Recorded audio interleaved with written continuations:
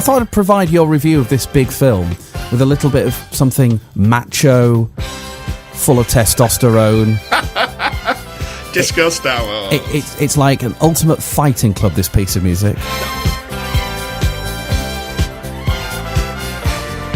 Is this suitable to review the new Star Wars film? My granddad had the album. They had the John Williams soundtrack on one side and the funky 70s version on the other. And it had this on it, and it's just brilliant. Right, Rogue One, a Star Wars story. Are we talking about one of the biggest films of 2016? Yeah, probably the biggest film, actually. Star Wars they're going to be a Star Wars film every single year for the next few years. And in between, like our episodes, we had episode 7, The Force Awakens, last year, and we've got episode 8 coming out next Christmas.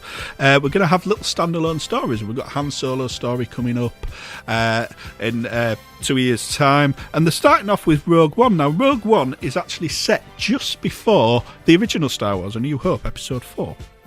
And it's all about a young girl called Jyn Erso, who's basically, she's a prisoner. She's been alone most of her life after her father was kidnapped by the Empire to work on the Death Star.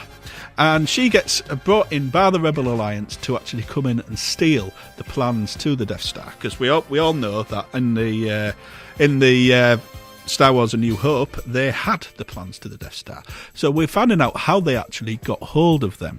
And this, I have to say, is brilliant.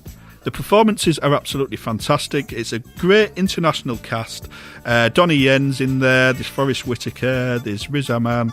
There's Ben Mendelsohn as well, an Australian. Mads Mikkelsen as well. It's just superb. A brilliant story.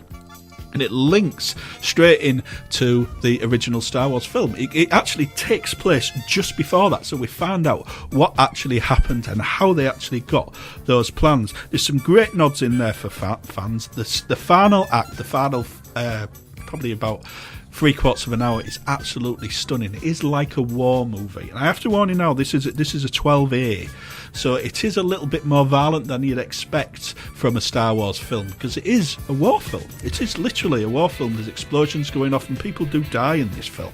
So if you are thinking of taking maybe younger viewers, I wouldn't. I wouldn't. Anybody probably under the age of 9 or 10, I really wouldn't take them. But other than that, it is brilliant. There's a couple of CGI characters on as well, which don't look as good as they could do, but they are integral to the plot. But a big 5 stars for me, because I think this is stunning.